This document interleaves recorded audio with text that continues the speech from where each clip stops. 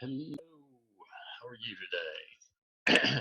I want to give an update um, on Education 752 and the progress that we've made up to this point.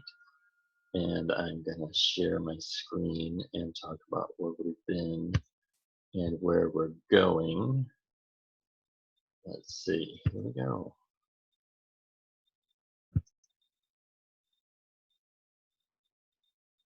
So here is where we have been. Just looking through the assignments and what's gone on so far. I'm going to just scroll through.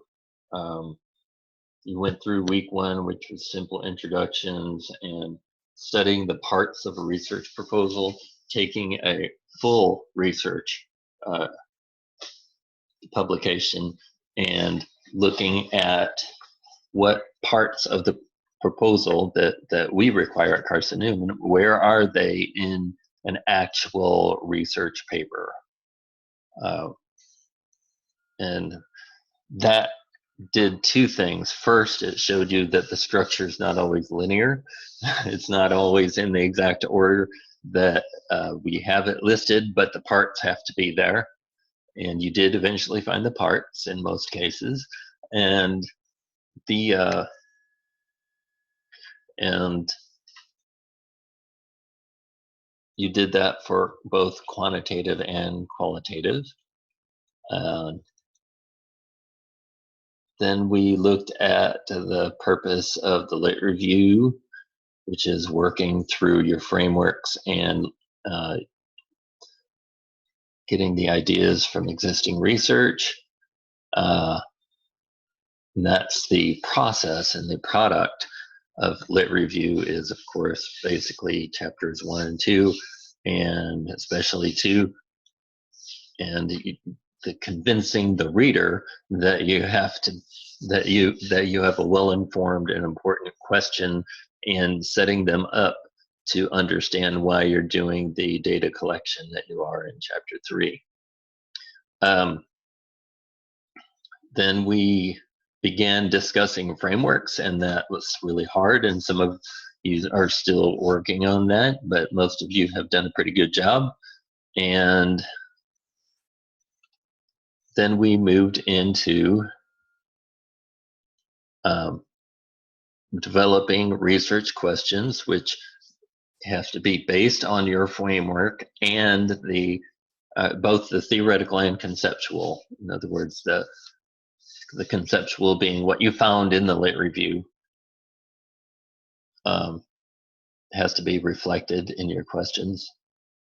And we basically combined DP 5 and 6 so that we could leave one post up and just keep thinking about it, keep refining it, keep challenging each other. And you'll notice that on this post, I changed the grading structure. You've got, 20 points for the initial post for working out your idea, 10 points.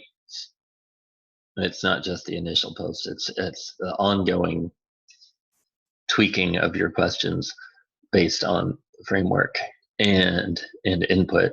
But you also have 10 points for critiquing, challenging the thinking, adding something to the work of others, and then 10 points for being a cheerleader.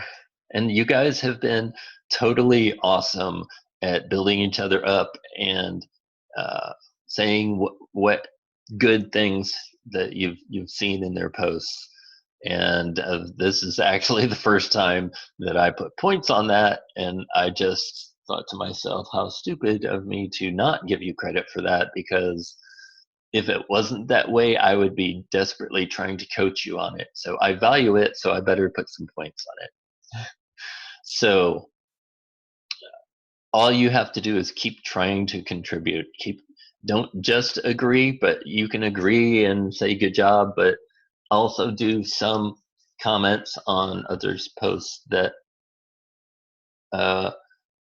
with the intention of getting them to rethink or change something to help them have a stronger set of questions.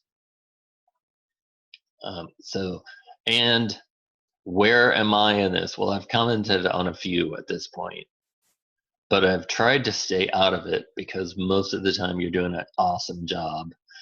The other reason that I'm trying to stay out of it for the most part is because I want to have a phone conversation with you. And I've actually talked to about a quarter of the people. We have around 60 in all three sections combined, maybe a little bit more. And I've talked to about 15 people on the phone about their questions about the frameworks. And so I actually want to talk to you.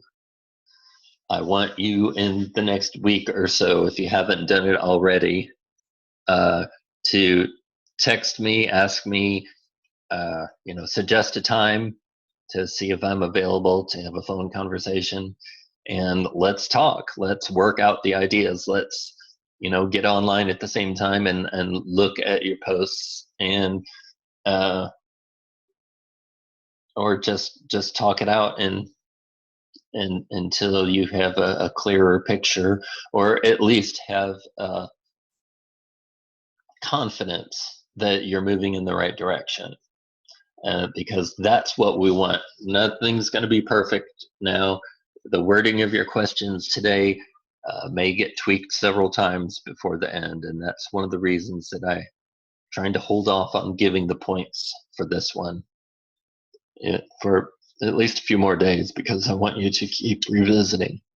I want you to keep commenting on others, and I want you to keep revisiting yours and see if there's some input that will tweak your questions. So keep revisiting DP 5 and 6, and but I will eventually give you lots of points for this. This is pretty much a big deal. So if you haven't talked to me already, make an appointment somewhere in the next week. So most of the time I have very flexible time throughout the week. It's just a matter of if somebody else already made an appointment during that time. So text me a time Monday through Friday next week to set up a time during that time frame. All right, well, let's talk about where we're going. All right, the next step is choosing your methodology. Choose a technique that matches your question. And some of you have already sort of been going back and forth, and you know that your question has the word relationship in it, and therefore it's probably a correlation. And you may know that you've got qualitative. And but the critical thing that we're going to do next week is we're going to use the quantitative or qualitative analysis worksheet that I have developed, and I will actually give those to you. I will post them on Monday, and along with an explanation of how to use them. If you had 751 this summer, you've already had this experience, but it wouldn't hurt to hear it again. And for the rest of you, this is brand new because I created it during the last session. So I will have to share with you what it is, how to use it. It's a way of working through things, through all the ideas, making sure it's cohesive before you write chapter 3. And that's a way for me and your classmates to give you feedback on your ideas before you write chapter 3, because you don't want to write a terrific chapter 3 and then find out that your methods didn't match your question like you thought.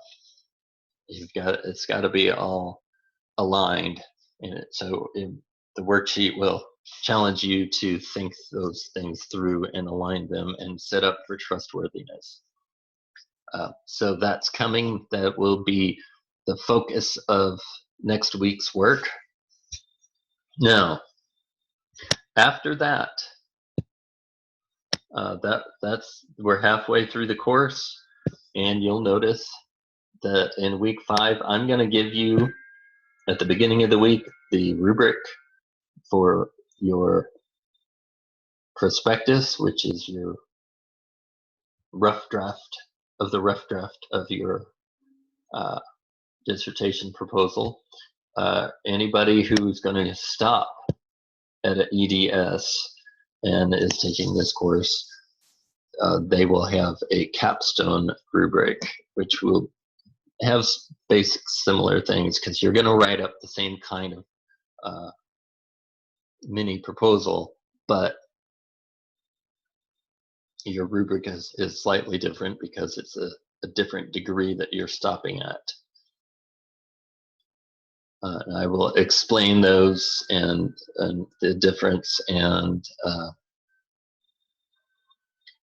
we will cover that at the beginning of week 5. So you've got 4 weeks to write. Okay, 3.5 weeks to write. This is where you're writing up all the ideas. You've got it streamlined. You've got your theoretical framework. You've got your conceptual framework. You know that you want to go from general to specific throughout chapters 1 and 2. And then in chapter 3, you're talking about the methodology that we worked out already. So we're setting things up, and then giving you plenty of time to write. You've got a couple of weeks of just open writing, and then you're going to share your rough drafts and get input from 2 peers. And you are going to give input to 2 peers, which means your paper doesn't have to be, extremely close to done. It can be most of the ideas, but you want to share it at this point so that you can get your thinking checked by peers, and they will review using the rubric that we shared in a couple weeks earlier, and you will email them, and this will be private feedback so that we can be wonderfully honest and don't have to be embarrassed by somebody's input. Just in case they don't agree with things. So this one's going to be a limited interaction and won't be out in front of everybody. But that's going to come after a couple of weeks of writing. Like I said, it doesn't have to be a finished product at that point. You just need to share enough for your peers to give you good, solid feedback on the writing and how it establishes trustworthiness. And then you've got another week to finish the paper and do a presentation. Who are you going to present to? This is a mini proposal prospectus that will lead to your big proposal in your dissertation or your capstone, which just stop at the mini proposal. Who are you going to present this to?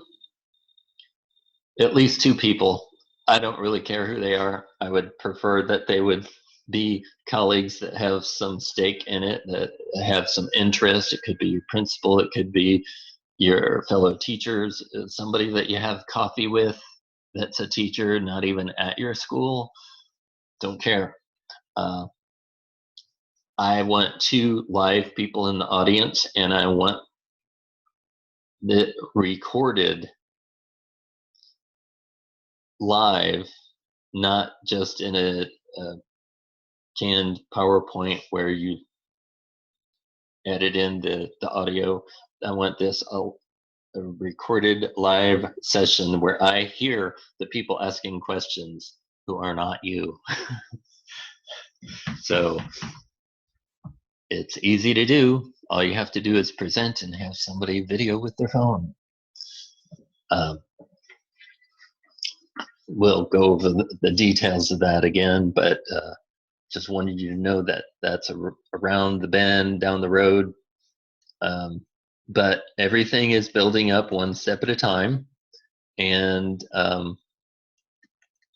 we are at the point of on Monday we're going to start picking our methodology, or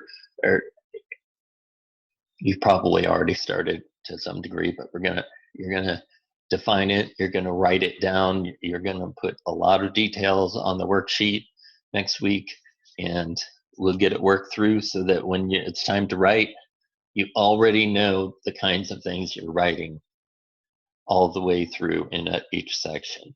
You will have worked that out. And so having a few weeks to write is not big and scary because you've been working towards this for a lot longer. All right, that's where we're at. That's where we're going.